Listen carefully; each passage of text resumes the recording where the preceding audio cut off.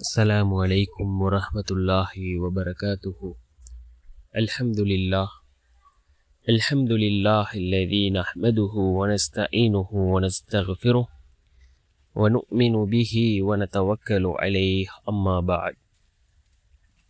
அன்பிற்குரிய அல்லாஹ்வின் நல்லடியார்களே, அன்பு சகோதரர்களே, நாம் தொடர்ச்சியாக பார்த்து வரக்கூடிய துஆக்களினுடைய திக்ருகளினுடைய தொகுப்பில் இன்று நாம் பார்க்க இருக்கின்ற விடயம் என்னவென்றால், நாம் ஒரே அமர்வில் 313 தடவை இந்த துஆவை ஓதுவோம்.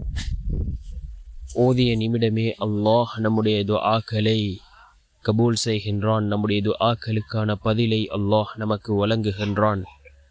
அல்லாஹ்வினுடைய உதவிகளை பெற்றுத்தரக்கூடிய மிகவும் முக்கியமான ஒரு துஆவை தான் நாம் இன்றைய வீடியோவில் பார்க்க இருக்கின்றோம். அன்பார்ந்த சகோதரர்களே, அல்லாஹ்வின் நல்லடியார்களே, நாம் ஒவ்வொரு நாளும் பல துஆக்களை பார்த்து வருகின்றோம். இந்த துஆக்களை ஓதக்கூடிய சந்தர்ப்பத்தில் அல்லாஹ் ஜல்ல சுப்ஹானஹு வ தஆலா நிச்சயமாக நம்முடைய வாழ்க்கையில் சிறந்த மாற்றங்களை அல்லாஹ் ஏற்படுத்தி தருவான்.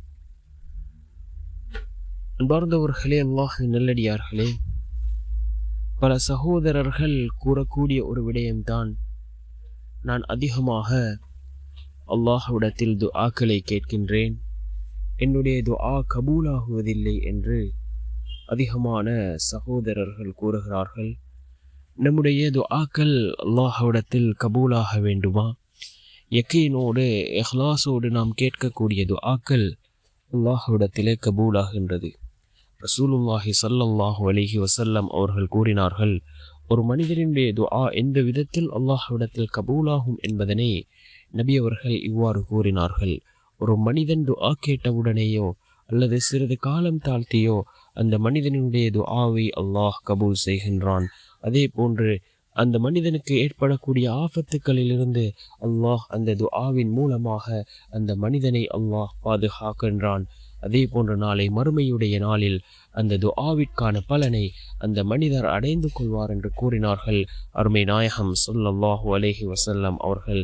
நாம் இந்த துஆவை ஒரே அமர்வில் 313 தடவைகள் ஓதி அல்லாஹ்விடம் பிரார்த்தனை செய்வோம். என்ன துஆ? பிஸ்மில்லாஹிர் ரஹ்மானிர் ரஹீம். அலிஃப் லாம் மீம். அல்லாஹு லா இலாஹ இல்லா ஹுவல் ஹய்யுல் கய்யூம் அல் வாஹித் யா தல் ஜலாலி வல் இக்ராம். பிஸ்மில்லாஹிர் ரஹ்மானிர் ரஹீம். அலிஃப் லாம் மீம்.